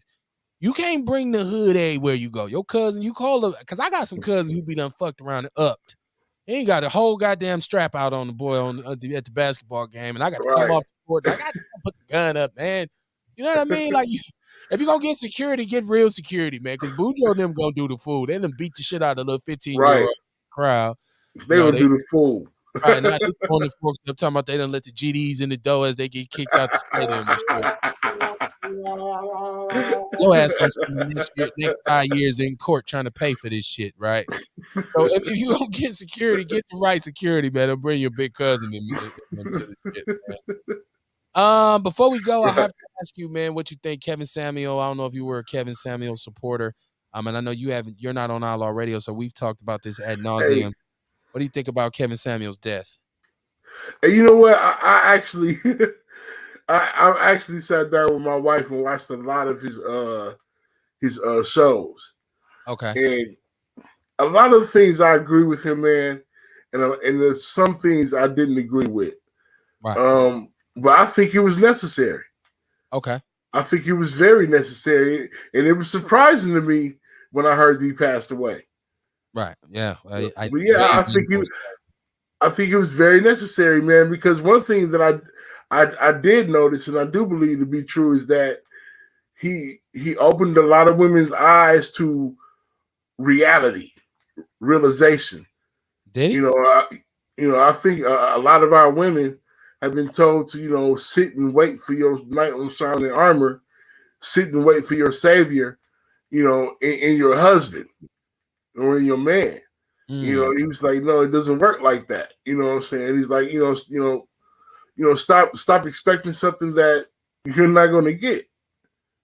Okay. I agree. If you believe that it's somebody's job to bring you back to earth, right? And when you say, no, I want something greater, and it's somebody's job to say, sit your ass down. You ain't worth that. I don't know. I'm speaking. Well, I wouldn't look at it like that. I think he definitely was being realistic when he's telling some women, hey, look, if you are 43 years old with 3 kids and you got a mom body, but you want this 27-looking-year-old athletic rich man, how realistic is that? Well, I don't know. It depends on your game and your position. I think anything is possible. I get what you're saying. I told you we had this discussion, and we're probably going to talk about it more tomorrow night on Outlaw Radio. So make sure you tune into Outlaw Radio tomorrow night, 7:30 p.m. Central Standard Time. I was more thrown off by the shit he said to dudes than females, not because of him being offensive, but I just felt like for you to ask another man about the size of his penis and stuff like that, and okay. I'm old school. You don't put your mouth in another man's business like that. Pause. Yeah, I just I was thrown by that. As far as I didn't know that. I didn't see that episode. That's when he first was catching fire, and I first looked at his conversation that I saw. He was talking to a brother who was saying he wanted to know why women didn't choose up on him, right? Like he was saying, like I don't understand. I got a pretty good job. I feel like I'm a good dude. And Kevin Samuels goes, well, how tall are you? Well, I'm 5'5". How much do you weigh? About 280. He said, so you a little short fat fuck, huh? Right? And then the brother's like, huh? Like, what? He's like, yeah, you're a little short fat fuck, right? And how much money you make a year? He said, I don't know, about $50,000. He said, you's a broke, short, fat fuck. You got a big dick? And the dude says, well, I don't know, man. I don't know. It's average. He's like, you know, it's a little dick. So, I mean, this is what he's saying. So you're a short, fat, broke fuck with a little dick. This is why women don't choose you. Click, and he hung up on him. Next caller. And I was like, this shit ain't for me, right? Like, so I hurry up and change the channel. Like, I didn't see that episode. And yeah, his delivery, I agree with that. It was questionable because he went off with some girls. He went off on some women, you know, in a manner that I do not agree with. He definitely did. But one thing I will say though is that I do feel that for the most part he was hitting some women with the reality. So, and then listen, don't get me wrong. Like, I get the whole conversation about, you know, trying to keep somebody, giving somebody the real, giving somebody the reality. And first of all, I think that this is something that women and men do, because I hear men talk about what their standards are and what they want. Nothing wrong with it. You want what you want. You like what you like. It is what it is. So I didn't have a problem with that. But, you know, I didn't personally agree with some of the things he said, but I don't agree with nothing. I don't agree with everything anybody says. We have this thing called a 100% rule, in which there's absolutely nothing that is 100% true about any group of individuals at any given time. Example being, you can't say all 35-year-old women who got kids by multiple baby daddies are leftover women and nobody wants them. You could say that about a lot of women, but there's some who you get to, maybe her situation is different. I was married, you know, twice. Both of my men got killed. I was married. One of my men went to prison. I got their kids. I had 2 kids, and then I got married. I made mistakes as a teenager. You don't know. That's why I say styles make fights. So I don't, you know, but I feel like obviously this brother had been scorned. Like, he'd obviously been hurt. Something had happened. They say hurt people, right? Like, so obviously something had happened to him that jaded his perception, and it's always good. Listen, I did a show a couple weeks back called Cuss Words, and I talked about on this show, you know, if you hear a message and there's profanity involved with the delivery of the message, or maybe it's from a place you don't necessarily agree with, from somebody who you don't agree with, does that affect the honesty of the statement? Like, so if I tell you something, I'm cussing, do it mean I'm not telling you the truth? Does the profanity take away from the validity of it? I don't think so. So I feel like, you know, he had a message. Definitely, obviously, he had 1.5 million subscribers on YouTube, and I ain't even got 200. So, and we always talk about on here, we keep it real, but don't nobody want to hear that shit. They want to hear the sensationalized shit. So maybe we should just start talking shit about black women. Right. Not gonna happen. Right. I mean, I say what I have to say. The truth is the truth, but I don't need to go on here and try to, you know, and my job ain't to shit on nobody anyways. Because one thing about it is, if you are a leftover woman, or you're a low value woman, or whatever, you already know that anyways. Because you ain't got nobody. He pretty much created a lane for himself. He's more than anything. He was more than anything. He was an entertainer. Trying to get that out. Right. But more than anything, entertainer, man. Pretty much that's it. Yeah, I heard somebody say he's a marketing genius. He created a lane for himself because he was actually a content creator for 7 years, and a lot of what he did in the beginning was very crucial and very kind of he criticized black men. He's a Tommy Sotomayor fan, right? Tommy Sotomayor, yeah, you know, he was a fan of Tommy Sotomayor. You know what I'm saying? I hear a lot of brothers who say they like Tommy Sotomayor, but when I seen Tommy Sotomayor talking to the sister when he had the accident, he black ass bitch, that's why I don't fuck you black hoes, and bitch I whoop your ass and all. I said, come on, man, use a fake fraud. That's the cloth he comes from. That's the cloth he comes from, and which made him more incendiary than Sotomayor was his delivery. Sotomayor is a little bit. He's a different kind of dude, man. His whole thing. And see, I get, like, some people take this kind of perspective on, I'm gonna wake black people up, and because we got this thing where I was keep it real, keep it 100, keep it a buck. And you got a lot of black people who feel like the way I'm gonna get black people to listen to me is by really giving them saying some hard, crazy shit.